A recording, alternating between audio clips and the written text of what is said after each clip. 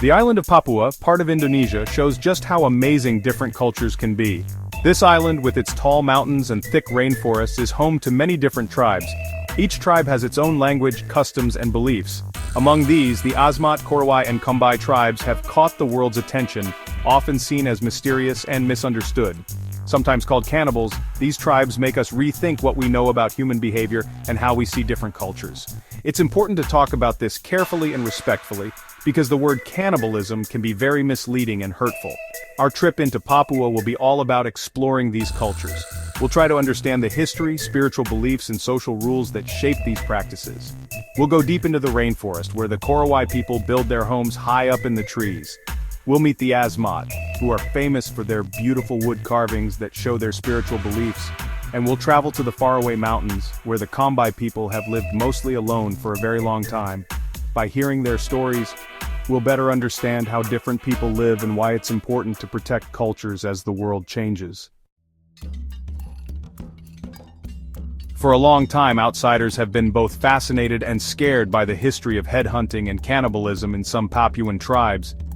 These practices, often part of rituals and spiritual beliefs, weren't just random acts of violence, they were deeply connected to their cultures. For the Asmat, headhunting was part of their beliefs about spirits, a way to get the life force of their enemies.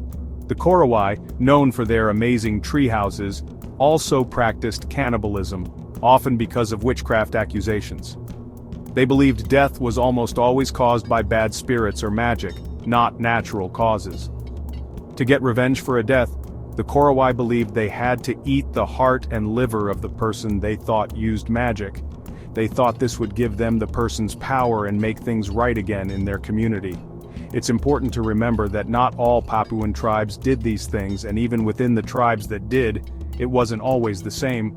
Also, these practices often happened because of specific dangers or unfairness they felt. Understanding the history of these practices is important so we don't just see them as shocking or judge them based on our own beliefs.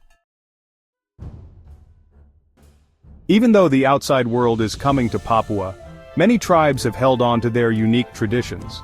The Korowai, for example, still build their amazing tree houses, using the same methods they've used for many years. These houses, sometimes over 100 feet tall, show how clever they are and how connected they are to the rainforest.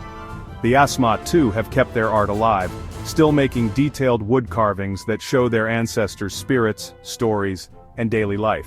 These traditions aren't just things from the past, they are a living part of who they are. The Korowai's hunting and gathering skills are closely tied to their knowledge of the rainforest and their beliefs. They know how to use many different plants and animals for food, medicine, and building, which shows how well they understand their environment. The fact that these cultures are still strong, even with outside pressure, shows how important their traditions are to them. As we learn more about them, we'll see how rich and complex their beliefs, practices, and ideas about the world are. Section 4. The Winds of Change. Modern life has come to Papua Island, bringing new challenges and opportunities for the tribes. Missionaries, government officials, and other outside influences have changed their lives in big ways. For some tribes, like the Asmat, Christianity led them to stop headhunting and cannibalism, which didn't fit with Christian beliefs.